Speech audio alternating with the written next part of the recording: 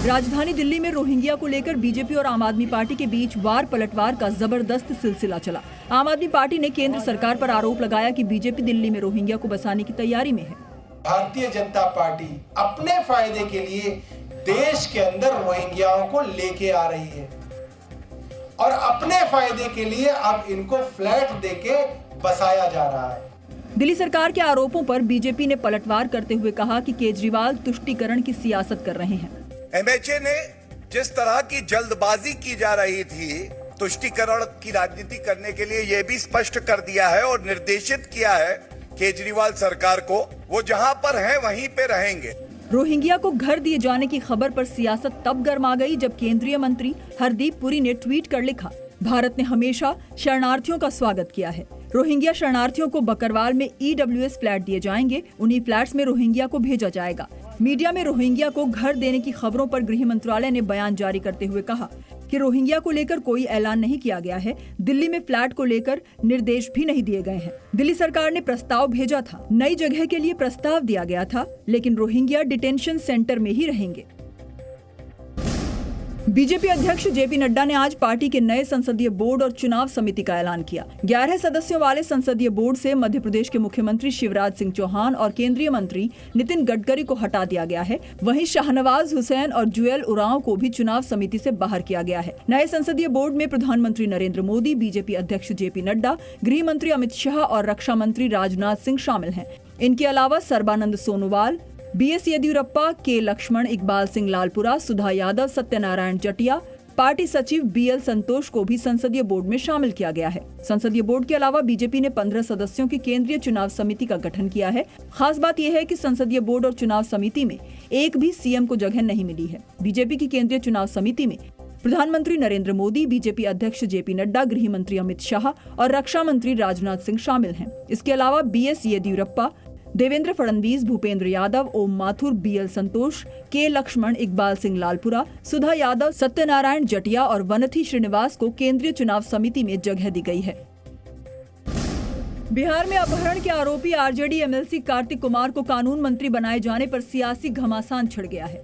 कल यानी 16 अगस्त को उन्हें कोर्ट में पेश भी होना था, लेकिन उस समय वो कोर्ट के बजाय राजभवन में शपथ ले रहे थे। अब कार्तिक कुमार के अरेस्ट वारंट पर बीजेपी नीतीश सरकार पर हमलावर है।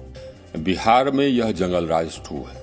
हम लोग पहले ही कहा करते थे कि ये जंगल राज का आगाज हो गया और यह स्पष्ट है। जो बिहार के कानून मंत्री हैं वो भगेरे हो, एब्सकॉन्डर हो, वो भी किडनैपिंग केस में। आज कैसे आदमी को आपने कानून मंत्री बनाया? हालांकि कार्तिक कुमार पर लगे आरोपों पर बिहार के मुख्यमंत्री नीतीश कुमार खुद को अनजान बता रहे हैं। उनका वारंट जारी हुआ है सर कार्तिक पे? नहीं पता, इसके बारे में जानकारी हमको भी। आरोप लगे तो बिहार के कानून मंत्री कार्तिक कुमार सामने आए, बोले कुछ भी नहीं छिपाया। देखिए, हलफनामा में सब अपना मंत्री विधायक जितने होते हैं सब देते हैं, सब दिया हुआ है, उसमें कहीं कोई इस तरह का बात नहीं है। संयोग ये है कि 16 अगस्त के दिन नीतीश सरकार के कैबिनेट विस्तार से पहले कार्तिक कुमार ने दानापुर कोर्ट में अग्रिम जमानत की अर्जी दी थी और उन्हें पेशी से छूट भी मिल गई। कोर्ट ने उनके खिलाफ 1 सितंबर तक दंडात्मक कार्रवाई पर भी रोक लगा दी। कोर्ट का यह आदेश 12 अगस्त का है। दिल्ली से पटना पहुंचे लालू यादव का एयरपोर्ट पर जोरदार स्वागत हुआ। लालू ने कहा कि 2024 में मोदी सरकार को हटाना है। 2024 को लेकर सब क्या योजना है? हटाना है, मोदी को हटाना है। एयरपोर्ट से घर पहुंचे लालू पूरे परिवार के साथ बैठे दिखाई दिए। मुख्यमंत्री नीतीश कुमार ने भी घर पहुंचकर लालू से मुलाकात की। लालू को कल हाजीपुर कोर्ट में पेश होना था, लेकिन जज के छुट्टी पर होने की वजह से पेशी टल गई है। लालू के खिलाफ 7 साल पुराना आचार संहिता के उल्लंघन का मामला है। कर्नाटक के शिवमोगा में पुलिस की चौकसी के बीच शांति कायम है। यहाँ 15 अगस्त को एक मुस्लिम बहुल इलाके में चौराहे पर सावरकर का फोटो हटाकर टीपू सुल्तान का पोस्टर लगाने पर 2 गुटों में झड़प हुई थी। थोड़ी देर बाद वहाँ प्रेम सिंह नाम के एक युवक पर चाकू से हमला हुआ तो तनाव और बढ़ गया। हालांकि पुलिस ने साफ किया कि सावरकर के पोस्टर विवाद से चाकूबाजी की घटना का कोई संबंध नहीं था। स्टैबिंग केस में प्रेम सिंह की स्टैबिंग जो है वो राजस्थान का रहने वाला है, जो यहाँ पे कपड़े की दुकान में काम करता था और वो इस कल की जो ये फ्लेक्स वाली घटना है उससे कोई संबंध नहीं है। एहतियात के तौर पर प्रशासन ने शिवमोगा में फ्लैग मार्च किया और मोटरसाइकिल पर 2 लोगों के चलने पर भी रोक लगा दी है।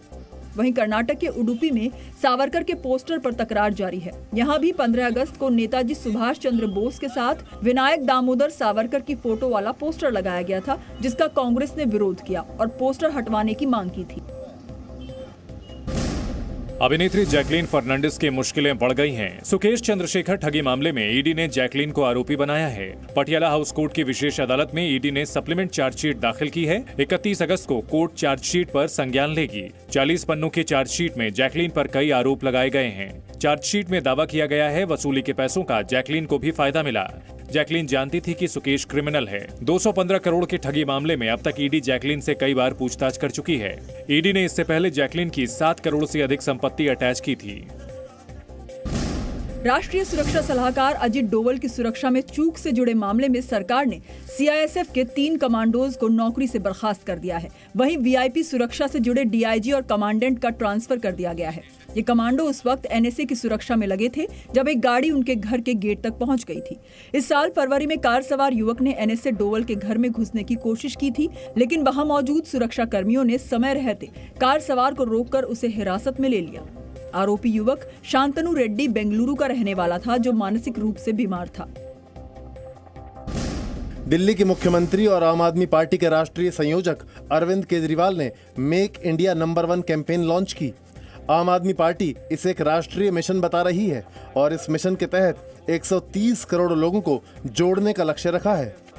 आज हम एक राष्ट्रीय मिशन की शुरुआत करने जा रहे हैं और उस मिशन का नाम है मेक इंडिया नंबर 1।